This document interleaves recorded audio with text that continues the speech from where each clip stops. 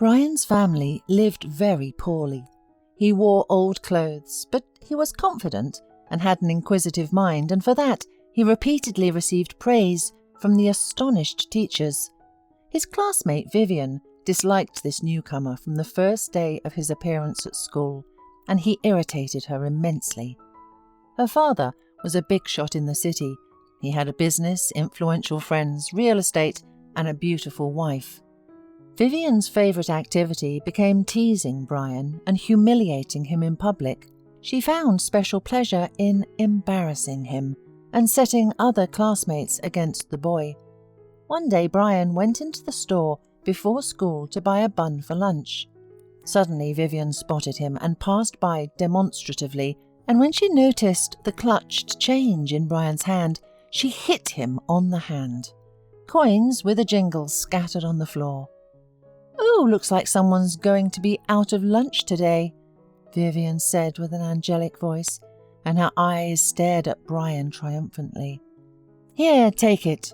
She tossed $10 in the face of her hated classmate. "You'd sell your own mother for that kind of money, so take it while I'm kind." The crowd of schoolchildren laughed amicably, shouting derogatory remarks at the unfortunate boy. Brian had a hard time at his new school, and most of all, he was fed up with Vivian's attitude. He could not solve the question with her by force, like with the other boys, and thought that he was an easy victim, since he did not argue with Vivian. Brian didn't let the boys make fun of him. Several fights from which he emerged victorious had taught the bullies that it was better to stay away from the newcomer, or they would have to leave in disgrace. The boy and his sister and mother moved to the city from the village. The family no longer wanted to languish there, and Mrs. Thompson decided to move. The father of the family had been dead for 6 years. He was a skilled tractor driver, a respected man in the village, but oncology spares no one. It took away the family breadwinner. That is how Mrs. Thompson and her children ended up in the city. They rented a house on the outskirts of the city and began to adjust their lives. Brian immediately found a part-time job, working as a loader at a small grocery store nearby. It was not an easy job, but it provided a much-needed extra income to the family budget. Mrs. Thompson got a job as a cleaner, and Brian, as the eldest child, tried to help her in everything. The boy found solace in math, physics, and computer science classes. Most of his classmates had difficulties in these subjects, but not him. Teachers admired the gifted student and sent him to Olympiads and helped him find like-minded people. "Son, I'm so proud of you. You're my good boy, my hope," Mrs. Thompson babbled happily when she saw her child's grades. The woman was happy about her son's success because he became the best in the class, but because of the eternal lack of money in the family, old clothes and other views on life, Brian failed to achieve respect in class.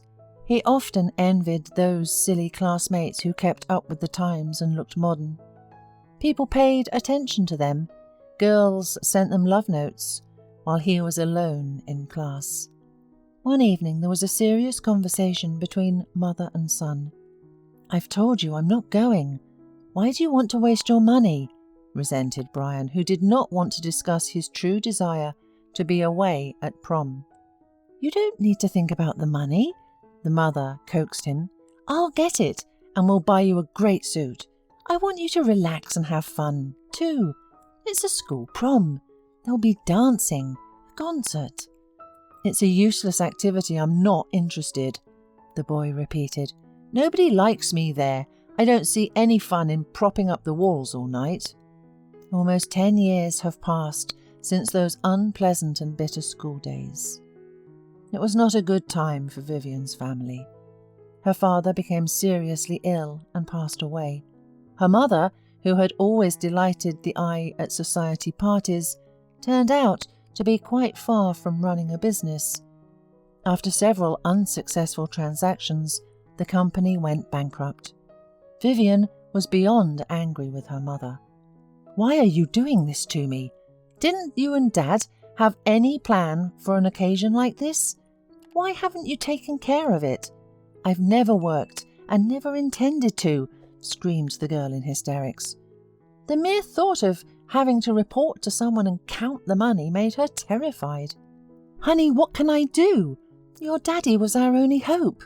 I can't do anything, and now I'm convinced of that. If you do nothing, we'll have to say goodbye to the house and rent a flat, almost cried the woman. Thanks to the reputation of her late father, Vivian got a job as a secretary in a trading company, but soon she got tired of listening to the reproaches of management and decided to use her other talents. Bernard, a 45-year-old director of the company, seemed to be the perfect candidate for the role of someone who would provide her with financial independence. The divorced, childless, balding man did not believe that happiness and adventure were still possible for him, but the sincere, as he thought, crush of the young beauty helped him to believe again in himself and that the women were still interested in him. You're so reliable, so smart, whispered Vivian to Bernard, hoping to get married sooner. No one professional can compare to you. Believe me, I've seen many in my father's company. I miss him so much sometimes, and you remind me of him. Dad always took care of me, and you make me feel like a little girl. And I feel like a boy in love again. For you, I'm ready to move mountains, admitted the man, not seeing the catch of his young, beloved's actions. Soon we will get married, and everyone will be jealous of our happiness.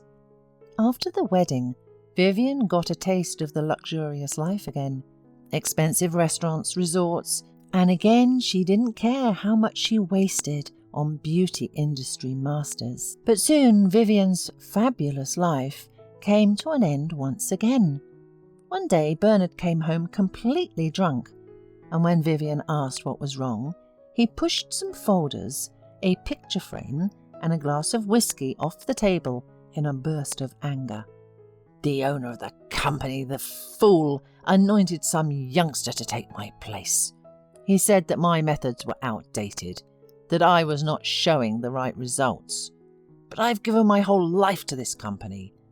This is some guy named Brian Thompson. Never heard of him before. Where did they dig him up? Hearing the name of a classmate she had mocked in her school days, the woman sunk pensively into a chair. A month passed. Bernard had been ousted as director after all, and now he was an ordinary manager with a modest salary. Vivian understood that now he was useless, old, and there was no need to hold on to him anymore. Desperate times called for desperate actions, and the woman decided to meet Brian face to face. She decided to try the same trick she had tried with Bernard. For her meeting with the new director, she chose a provocative outfit, hoping to charm him. She knew that Brian was single, and she hoped to make him fall in love with her and get rich again. "Brian, I'm glad to see you," she chanted as she burst into the man's office, not listening to the secretary's protests. The suit fits you. You look so solid in it." "Hello, Vivian. Are you here on business? I have a meeting in half an hour. I can't spare you much time," he replied in a business-like tone, putting folders of documents in his leather briefcase. "Why are you so cold to me? I'm just stopping by out of an old friendship. After all, you were such a brainiac in high school. No wonder you've risen so high." "Did you come to talk about the past?" asked Brian, looking questioningly at the woman who came over to his desk and sat down on the very edge, putting her leg over her leg. "Give me just 5 minutes. I really need your help," she said capriciously, patting her eyes with lush lashes. "I'm having some difficulties at work, and you're the big boss now. Don't leave your classmate in trouble. Help me. You may have heard, my father is dead. My mother and I are broke now, and she is often sick. All hope is on me, but I am not used to hard work. Look at me." Vivian took Brian's hand. "I'm capable of doing anything for work." Why don't you help me?" "I will, of course, but currently all the jobs are filled. The company only needs a janitor. Will you come?" The man replied with a nice smile, and seeing how the affectionate expression on Vivian's face was replaced by anger and sass, she slid off the table, realizing that her efforts had no effect. Her eyes filled with angry tears. Everything she aspired to had collapsed. She could do nothing on her own. She was used to using others, relying on their hard work. She had spent all her energy and youth on an idle life, not caring that in the future her carelessness might crumble, and she would be left alone with reality. She should not have been frivolous about her studies, mocking people, because now no one will be kind to her. No one cares about the pathetic, bankrupt party girl, who without a powerful father is nothing of himself.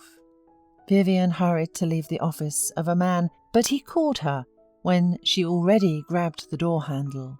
"Wait, I have something for you." The woman turned around with hope in her eyes. Brian took his wallet out of his jacket pocket and pulled out a $10 bill on the table. Vivian turned pale.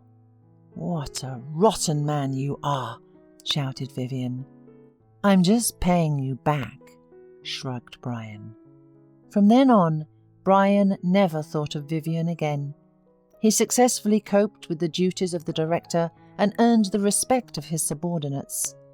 During one of his holidays in the mountains, Brian met Holly. The girl could not figure out how to set up her tent, and he helped her. Their common interests and values quickly brought them closer together, and in 8 months Mrs. Thompson was already preparing for her son's wedding. 10 years later, Brian, a successful businessman, happy family man, and father of 3 children, received an invitation to a reunion of classmates. There, he met Vivian again. Life had shattered the woman strongly. She had not found the strength to overcome her problems. She drowned out her sorrows with alcohol and lived on the salary of a station cleaner.